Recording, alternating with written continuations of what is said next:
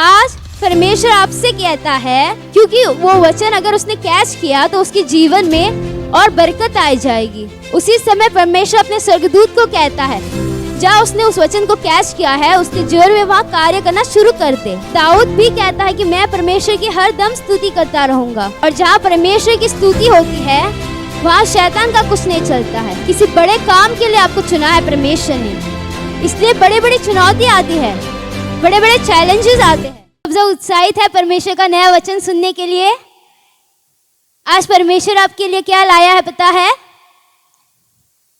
जो लोग उत्साहित होते हैं ना परमेश्वर के लिए हर समय, उनके लिए परमेश्वर आज वचन लाया है। तो वचन में जाने से पहले आज हम पहले ये देखेंगे पुराने करार में जो अनेक लोगों के जीवन में जो परमेश्वर के सेवक थे उनके जीवन में चमत्कार होता था, बड़े बड़े चमत्कार होते थे। जैसे दाऊद है, शद्रक, मेशक, अबेदनगो, और वो बहुत सारे मूसा है। तो उनके जीवन में जितने भी चमत्कार हुए हैं उसी से उनकी पहचान बन गई है। हर एक के जीवन में कुछ नया हुआ है, वही वापस परमेश्वर ने रिपीट नहीं किया है। तो शद्रक, मेशक, अबेदनगो, उनको कहाँ से बचाया है? आग से बचाया है। दाऊद को क्या किया है? दाऊद ने गुलियत को मारा है। तो उस चमत्कार से जो परमेश्वर ने उनके जीवन में किया है उससे हर एक की एक पहचान बन गई है। तो हम उनकी चमत्कारों से उन्हें पहचानते हैं। मूसा ने एक समुद्र को 2 भाग किया है, वैसे ही तो हमें ये देखना है कि वो चमत्कार उनके जीवन में हुए कैसे। वो परमेश्वर से जुड़े थे इसलिए उनके जीवन में वो चमत्कार हुआ।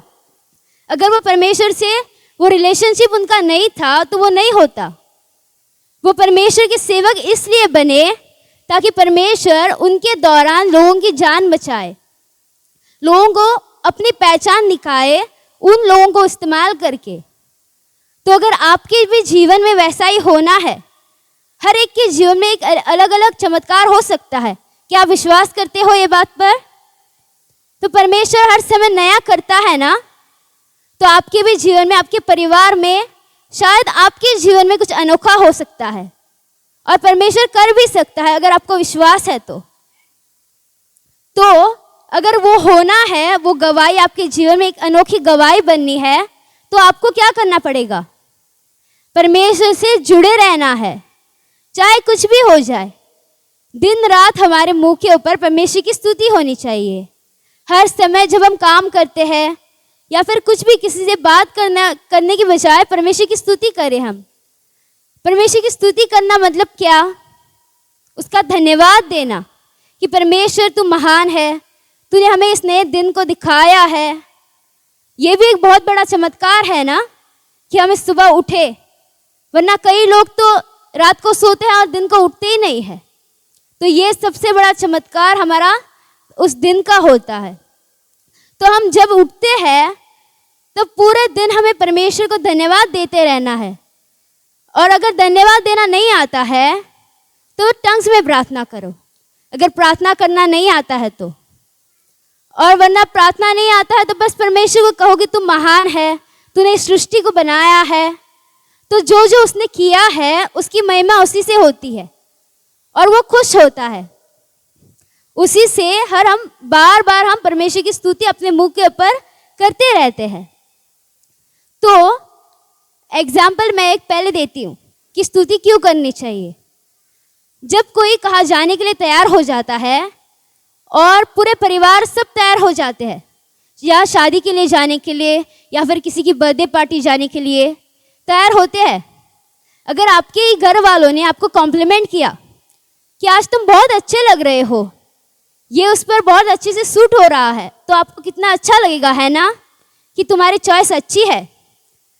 तो वैसे ही आपने आईने में देखा है, आपने आपकी चॉइस की है और आपको पता है वो अच्छा है, पर अगर दूसरे ने बोला तो आपको और अच्छा लगता है। वैसे ही परमेश्वर को पता है उसने बनाया है, वो महान है, वो शक्तिशाली है, और अगर हम उसकी स्तुति करें तो उसको कितना अच्छा लगेगा, वो प्रसन्न हो जाएगा, है ना। वैसे ही हमें बार बार उसकी स्तुति करनी है तो परमेश्वर भी देखेगा कि मेरे बच्चे भी मेरी छोटी मोटी बातों का ख्याल रखता है, कि मेरी छोटी मोटी बातों का भी वो ध्यान से मेरी स्तुति करता है, मेरी महिमा करता है। वैसे परमेश्वर आपकी छोटी मोटी बातों का ख्याल रखता है ना। आपको जो कुछ चाहिए दिन में या फिर आपकी कुछ ज़रूरत है, आप मन में रखते हो, पर कभी ना कभी वो पूरी हो जाती है परमेश्वर को बताए बिना। वैसे ही आपको भी परमेश्वर को बहुत धन्यवाद देते रहना है, क्योंकि जब हम धन्यवाद देते हैं, परमेश्वर की स्तुति करते हैं, तब उसे भी अच्छा लगता है। और हमें क्यों करना चाहिए, तो हम देखेंगे साम्स चैप्टर 34 और उसकी 1 लाइन।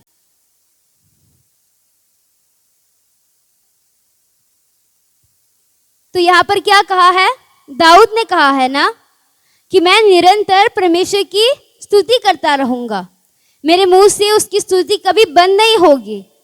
तो अगर दाऊद कहता है, इतना बड़ा सेवक कहता है, तो इसीलिए उसके जीवन में वो बहुत बड़ा चमत्कार बन गया। तो अब हमें ये हमारा की है, हमारी चाबी है कि दाऊद भी कहता है कि मैं परमेश्वर की हर दम स्तुति करता रहूँगा, हर पल उसकी महिमा मेरे मुंह के ऊपर होती रहेगी। तो वैसे ही हमें भी करना है, हर समय हमारे मुंह से धन्यवाद देते रहना है।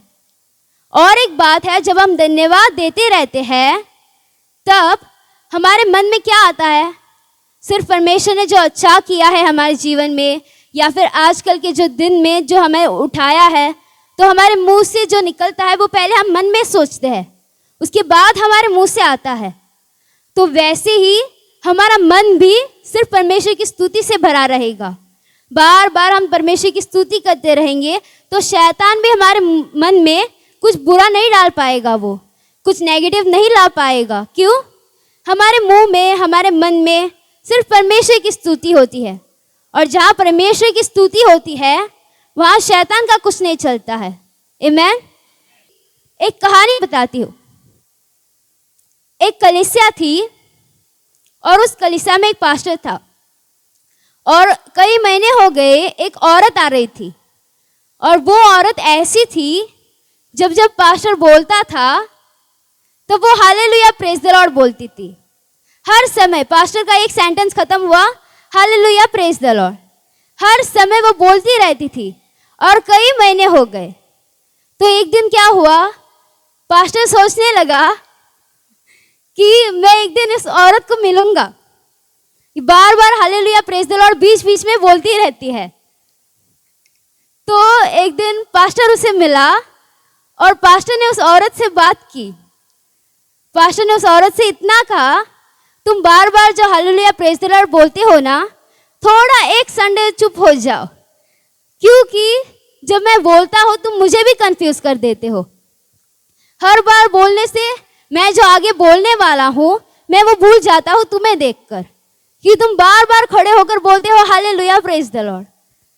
और वो औरत, उससे पास्टर से बात सुना उसने, और पास्टर ने कहा अगर तुम वो करोगी तो मैं तुम्हें एक नए जूते दिलाऊंगा। पास्टर ने उसे लालच दी जूतों की, और उस औरत ने कहा कि अच्छा ठीक है, मैं चुप हो जाती हूँ एक संडे के लिए।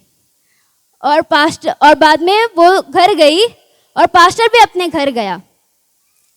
अगला संडे आने वाला है, इसलिए पास्टर ने बहुत अच्छे से तैयारी की और बड़ा अभिषेक का वचन निकाला पास्टर ने।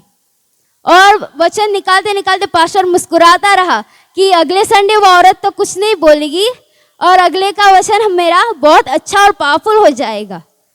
और वो औरत भी वहाँ पर चुप रहने की कोशिश करती थी, घर में भी अपने आप को चुप रखने के लिए। और पास्टर यहाँ पर जोश से अपना वचन निकाल रहा है कि वचन ढूंढने के लिए बहुत अच्छा वचन दूंगा।